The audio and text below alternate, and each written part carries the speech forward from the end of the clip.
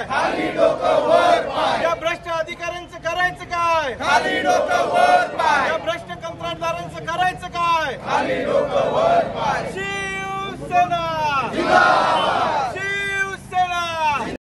ज्या ज्या वेळी हे प्रशासन ढिम्म झालंय त्यावेळी उद्धव साहेब ठाकरे तसेच आमचे युवा नेतृत्व आदित्य साहेब ठाकरे यांच्या शिकवणीनुसार आम्हाला तरुणांना आमच्या वरिष्ठांच्या सोबत आता रस्त्यावर उतरायची वेळ आलेली आहे। कारण हे प्रशासन जाड कातडीचं झालेलं आहे। ज्या पद्धतीने हे गद्दारांचं सरकार आणि हे महायुतीचं सरकार बसलंय तिथून प्रशासन आणि जनतेला अक्षरशः यांनी वाऱ्यावर सोडलेलं आहे। आज आपण बघत असाल प्रत्येक शहरात अशी परिस्थिती आहे की तिथल्या लोकांना रस्त्यावर नीट चालता येत नाही, अशी परिस्थिती आहे की त्यांना पिण्याचं पाणी नाही, अशी परिस्थिती आहे की तिथले गटार भरलेले आहेत। म्हणजे ज्या मूलभूत सोयी सुविधा या प्रशासनाने द्यायला पाहिजे त्याचा बोजवारा उडलेला आहे आणि एक कलमी धोरण यांनी फक्त चालू केलेलं आहे। महानगरपालिका असेल पैसे ओरबाडायचे, ग्रामपंचायती असतील पैसे ओरबाडायचे, नगर परिषदा असतील पैसे ओरबाडायचे। कारण पैशातून सत्ता आणि सत्तेतून राजकारण करण्यात हे सत्ताधारी एवढे मदमस्त झालेले आहेत का त्यांना जनतेच्या सुखदुःखाशी काही घेणं देणं नाहीये। आम्ही गेले 3 महिन्यापासून या खड्ड्यांच्या विरोधात महानगरपालिकेला वारंवार कळवतोय। आमच्या वरिष्ठांसोबत आम्ही शिष्टमंडळ घेऊन जाऊन त्यांना हे दाखवून देतोय।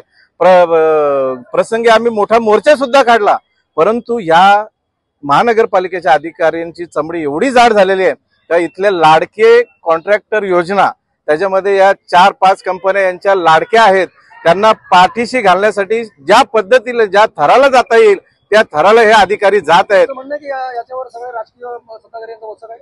100% ही महानगरपालिका नसून ही ठेकेदारांची बँक झालेली आहे आणि त्यांच्या राजकारणाच्या त्यांच्या पैसे कमवण्यासाठी सोयीस्कर रित्या हे अधिकारी त्यांना पाठबळ देत आहे। एवढं रस्त्यावर धुळीचं साम्राज्य, एवढे खड्ड्याचं साम्राज्य, तुम्ही अजूनपर्यंत त्या कॉन्ट्रॅक्टरवर दंडात्मक कारवाई का केली नाही? 100, 200, 300 कोटी रुपये फक्त जनतेचे पाण्यात घालवता। अहो रस्ते केल्यानंतर 15 दिवस जर त्या रस्त्यांवर डांबर टिकणार नसेल तर याच्यातनं भ्रष्टाचार या अधिकाऱ्यांना काय दिसत नाही? हे रस्त्याने काय फिरत नाहीत? 2 मोर्चे झाले, तिसरा मोर्चा कसा असेल? बघा 2 मोर्चे आम्ही काढले। आमच्या वरिष्ठांनी शिष्टमंडळाने अधिकाऱ्यांना प्रामाणिक विनंती करून समजावलं, परंतु हे त्यांच्या कानात जात नाही आणि यांना लाडक्या कॉन्ट्रॅक्टरना पाठीशी घालायचं आहे। मग असला कारभार जर यांना चालवायचा असेल तर हे पालिका प्रशासन आम्हाला नको आहे। म्हणून या पालिकेला आज आम्ही इथे टाळा ठोकणार आहोत आणि हा प्रशासकच नको, हे प्रशासनच नको।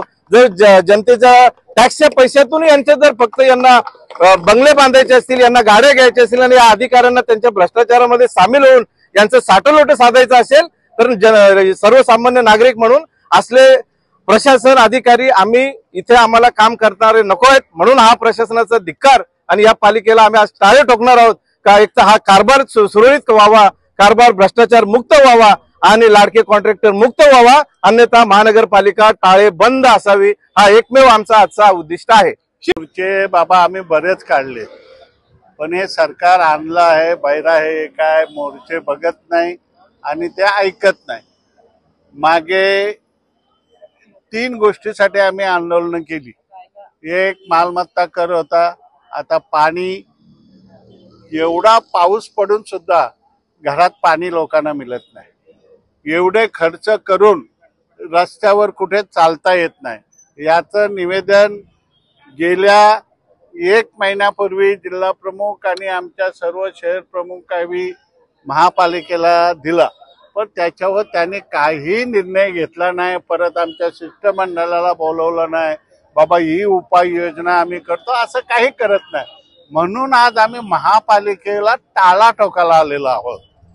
हा टाळा ठोकून या महापालिकेचा निषेध करायला आलेलो आहोत, कारण आता दिवाळी जवळ आलेली आहे।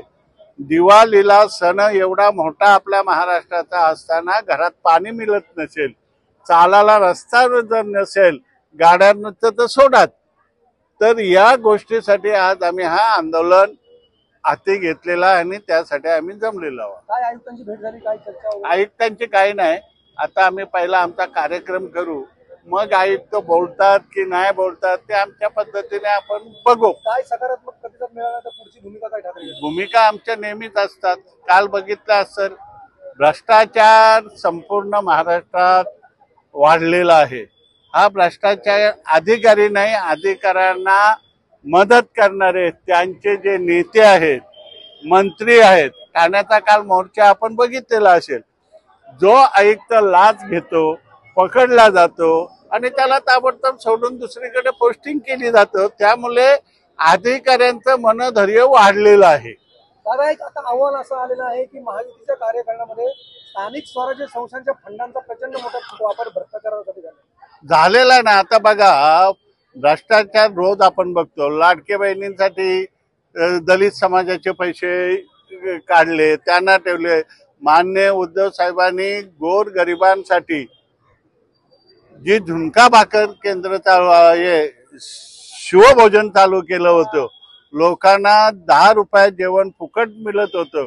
कोरोना काळामध्ये 5 रुपयात दिले. या सगळ्यात चांगल्या योजना आहेत. हे कुठेतरी पैसे वळवले जातात आणि गरज आहे तिथे पैसे दिले जात